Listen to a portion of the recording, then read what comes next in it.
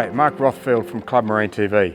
Today we're at the Boatworks on the Gold Coast, talking about painting. Now, when your boat's on the slip and the anti-fouling's drying, it's a great time to think about those jaded, faded topsides. With me is Irina from Awlgrip and International Paints to help take the pain out of painting.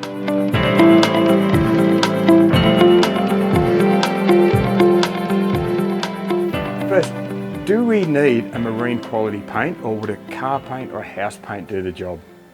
Well, if you want to have the best performance and the best appearance of your boat, you should use marine and yacht paints because they are specifically designed for the very harsh marine environment and UV as well. So the color would be lasting a lot longer if applied properly, and so will your gloss level. There's a choice between 1-pack, 2-pack, multi-pack. What's the difference? Okay, so with a single pack paint, this is basically where you open the can and the paint is ready to use. In a 2-pack, you need to tip the converter into the base, and then you have only a limited time, the induction time, it's called, of the paint to work with it. So the benefit of single packs is that they are, I guess, simpler to use, and also they could be a little bit more flexible if you have an old timber boat, for example. But with 2-packs, they tend to be more durable and scratch resistant, and also the gloss and the color might last longer.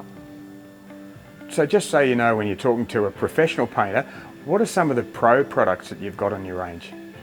We have Awlcraft 2000 tends to be the favorite in Australia. This is an acrylic polyurethane and it is repairable. I think this is why it's a favorite. Then we have Awlgrip Top Coat, which is a polyester, or as people say, linear polyurethane, which is even more scratch resistant and glossier. But if you scratch the boat, you do need to repair the whole side. And we have our latest and greatest product is Awlgrip HDT, which stands for High Definition Technology. And this is our best-in-class product so far. The major benefit of that is you no longer need to choose between a repairable and a durable finish, because you can have both in one. When it comes to achieving a great finish, how important is the initial prep work? It's extremely important, because your final finish is going to be only as good as your preparation and what is underneath. So you want to make sure that you prepare the surface, you fill anything that needs filling and fairing. If it doesn't need, then you normally use a high-build primer, which protects the hull and also gives you that basis for your finishes. Then you normally have an undercoat, which seals any porosity in the primer and also promotes adhesion with the top coat. And then you have your top coat. And we have a saying that sand your way to a perfect finish. So you want to make sure you sand properly between coats, always with a higher grade of sandpaper. So if you use 280 for your high-build primer, you might go to 320 for the undercoat and then around 400 for your top coat. And I guess that extra layers builds greater protection for the fiberglass or the substrate beneath it. It does. That's why we talk about the paint system.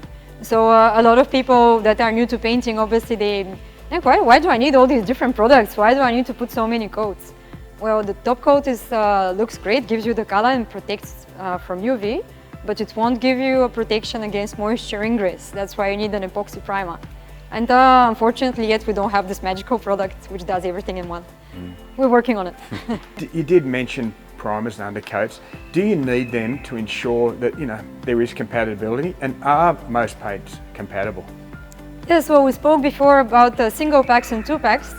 For example, you don't generally put a 2-pack over a single pack, because the strong solvent in the 2-pack would react with the single pack and make it all crinkled up. You generally can put a single pack over a 2-pack or single pack primer. But yeah, there are ways to find out. You can do a solvent test, for instance, to find out if you don't know what the paint currently is. If you soak a rag in, for example, polyurethane thinners, and you press it against the surface for a few minutes, if it starts getting crinkled up, it means it was a single pack. And if it stays as it is, it was a 2-pack. I've seen 3 ways of applying paint. You've got brushing, you've got rolling, and you've got spraying. What are the pros and cons of the different techniques? So brushing and rolling are probably simpler for someone who hasn't sprayed before. They are also very great ways to get onto edges where you need to put stripe coats. Also, you need less environmental enclosures and PPE. You can just have a dust mask or a respirator, but not all the full gear for spraying. The benefit of spraying is that you can put on the paint thicker, and also you might get a better finish. But the finish is all dependent on the skill of the applicator, the quality of the paint in your environment. I've seen with these new rollers that you can get, like either fine mohair or maybe foam, that you can get a finish that's almost as good in some ways if you're good at that technique. Yes, you can. We've seen some incredible results, and yeah, it really depends on the skill. The more experienced you are, the better the result normally. With that rolling technique, do you have any tips such as thinning to make sure you have a better chance of getting a good product finish? Yes, for top sides we have normally different thinners whether you're spraying or rolling. For example, for rolling we have something called a retarded thinner, which helps with the leveling of the paint and the way it flattens out, so there's less tipping to do. Finally, colours. I've seen your charts and there is a fantastic range, but the Aston Martin of my dreams is a particular shade of blue. Can I match that from a boat? I'm pleased to tell you that we have some incredible capabilities these days with color and some amazing technology as well that helps us. And we are able to match some of the most incredible colors. It's actually one of the most common requests to match someone's boat to their car or to the car of their dreams. And especially popular are metallic finishes, pearl effects, and also flat finishes. We actually have about 35,000 standard colors in our database at the moment, and more formulations are added every day, but they are never enough. So just talk to our color experts and you will see what we're capable of. Thanks so much, Irina, for explaining that.